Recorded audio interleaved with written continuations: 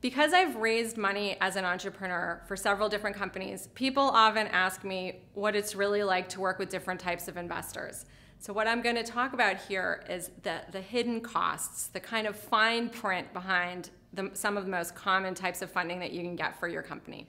First thing I'm going to talk about is bootstrapping, which is basically not getting financing or getting it yourself. Now, this is a great thing to do because if you can bootstrap, it means independence. If you can get to revenue or even get to profitability without taking outside capital, then that's a great business, and I think you should definitely go for it. But what you need to know, the fine print with bootstrapping, is a couple of things.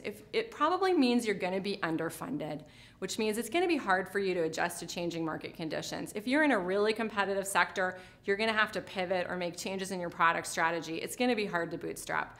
The second thing is a little bit more personal, and it's about the effect it has on you as an entrepreneur. If you're constantly worried about paying the bills or feeling like you're digging into your personal bank account, it gives you a feeling of scarcity, and it's hard to transform your own point of view every day and bring the energy and the positivity you need to go build your company if you're feeling that feeling of scarcity. It can wear you down over the long term, and it can make it hard for you to keep the train moving.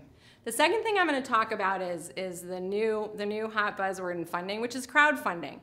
A great way to get money for your product, if you're going to build a consumer product that people want, or you're going to build a piece of media that people want to consume, is to finance it through reward-based crowdfunding, which essentially means you're getting financing from your future customers. That's a great thing to do because you can finance your business without having to deal with loan terms or dealing with equity. But here's the catch, here's the fine print if you're going to do this type of crowdfunding. You actually have to deliver the product you say you're going to deliver when you say you're going to deliver it. And I know that might sound kind of funny because, of course, who wouldn't want to do that? But if there are a lot of unknowns in your business plan and you're not really 100% positive that your projections are correct, this may not be the right kind of financing for you. You do not want to get into a contractual relationship with 1,000 people promising to deliver them a product and then not be able to do that. In addition to having a lot of really, really angry customers, you're going to have a big PR problem on your hands.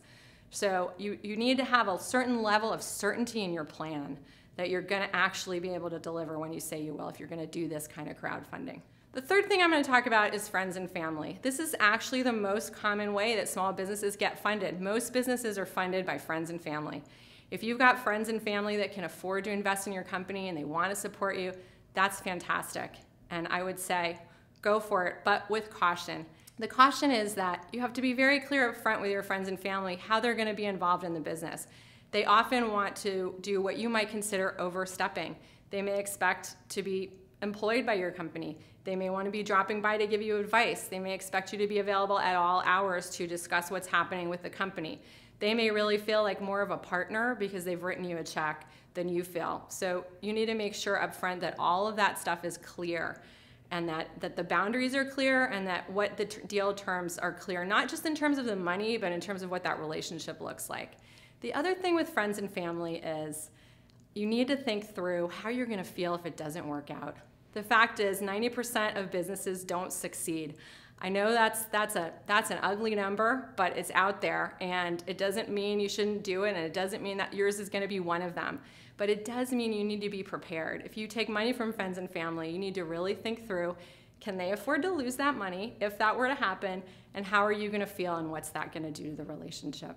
So if you're looking for funding for your company, you should look at all of these things and more. You should just think about what's going to happen down the road depending on the type of financing that you get for your company.